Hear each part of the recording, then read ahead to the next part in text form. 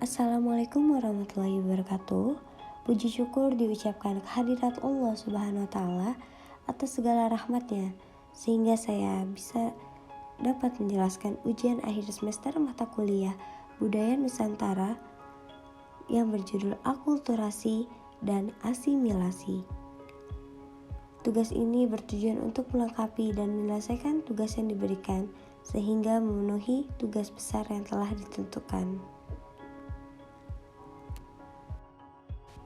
Sebelumnya, perkenalkan, nama saya Rahma Rasida Mustika Nitias, NIM 1603192265 dari kelas DI 4301A. Saya berkuliah di Telkom University. Lalu saya akan menjelaskan akulturasi. Pengertian akulturasi menurut Tuningrat, proses sosial yang timbul ketika suatu kelompok manusia dengan suatu kebudayaan tertentu dihadapkan dengan unsur-unsur dari suatu kebudayaan asing dengan sedemikian rupa, sehingga unsur dari kebudayaan asing tersebut lambat laun diterima dan diolah ke dalam kebudayaan sendiri tanpa menyebabkan hilangnya kepribadian budaya itu sendiri. Adapun faktor-faktor mendukungnya terjadi akulturasi. Ada dua faktor penyebab terjadi akulturasi, yakni faktor internal dan eksternal. Yang pertama adalah faktor internal. Faktor internal penyebab terjadi akulturasi adalah yang bersumber dari dalam masyarakat itu sendiri. Contoh, penduduk yang semakin bertambah dan berkurang karena adanya kematian, kelahiran, dan migrasi. Selanjutnya ada faktor eksternal, yaitu faktornya adalah penyebab terjadi akulturasi yang sumbernya berasal dari luar. Faktor itu kemudian mempengaruhi masyarakat dan mengubah tatanan masyarakat. Selanjutnya ada tahapan akulturasi. Tahapan proses akulturasi ke ruangan yang dilalui pada ragam ini adalah 1. Sosialisasi atau interaksi sosial antar muslim dan warga Hindu. Yang kedua adalah pemahaman kondisi perekonomian warga Hindu. Ketiga ada adaptasi. Keempat ada akulturasi.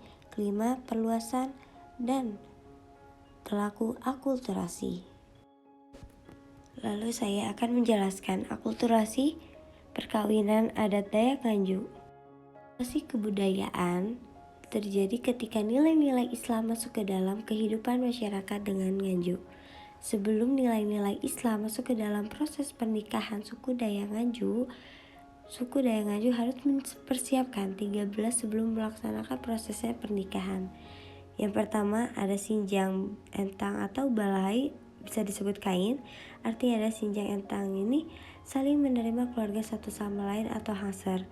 Kedua ada tutup uan, yang artinya sebagai penutup kehidupan kedua mempelai dari segala bahaya. Yang ketiga ada balau singapalai atau cincin kawin, yang artinya menyatukan dua roh dan sudah berumah tangga. Keempat ada lapik ruji atau uang logam perak Belanda, artinya supaya rumah tangga hidup kuat dan kokoh, sama seperti perak atau bisa disebut sebagai alas kehidupan. Kelima ada garantung kuluk pelek, yang artinya gong, bisa dibayar dengan 5 kali kamu atau setara dengan uang 500.000.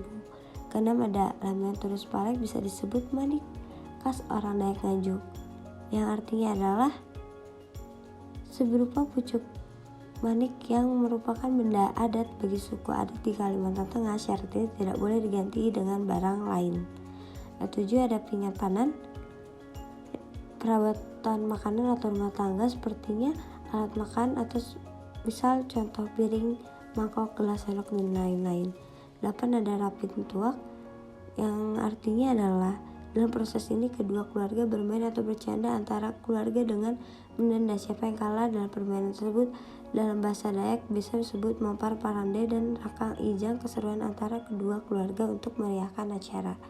9 ada timbuk tangga atau artinya lembaran uang tadi ditukar menjadi uang koin atau logam lalu dibungkus cantik dan diberikan atau dibagikan pada saat acara adat berlangsung. 10 ada duit turus atau duit koin, yang artinya adalah uang ini dari pihak laki-laki yang uangnya disimpan atau ditaruh dalam saku atau guci. 11 ada perlengkapan alat tidur ditanggung jawab, yaitu jangkrik, kelambu, atau amak alas tidur adalah tempat tidur pengantin, disebut juga pelaminan atau isi seluruh kamar.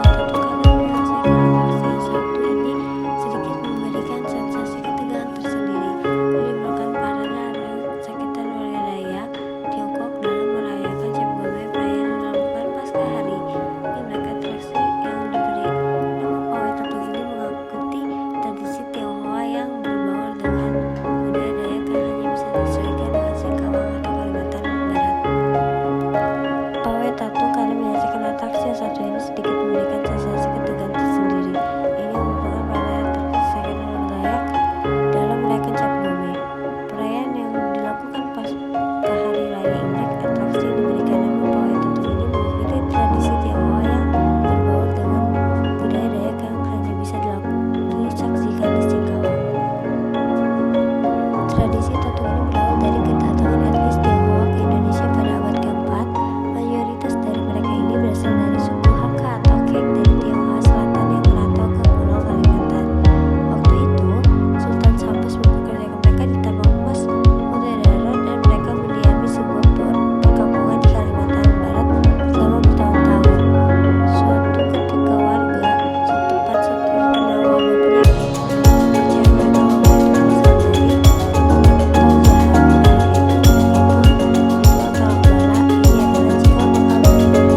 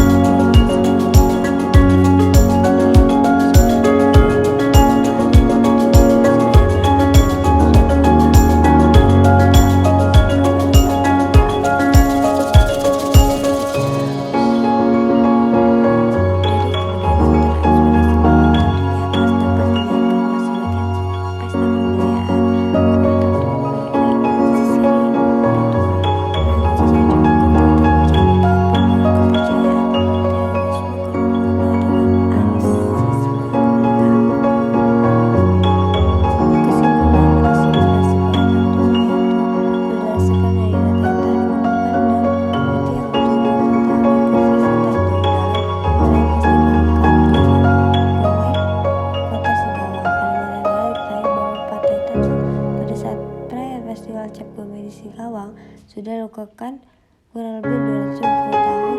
Pengertian dari tato secara singkat adalah orang yang tubuh dijadikan media untuk dimasuki oleh roh dewa dewi atau roh yang Cukup sekian penjelasan dari saya.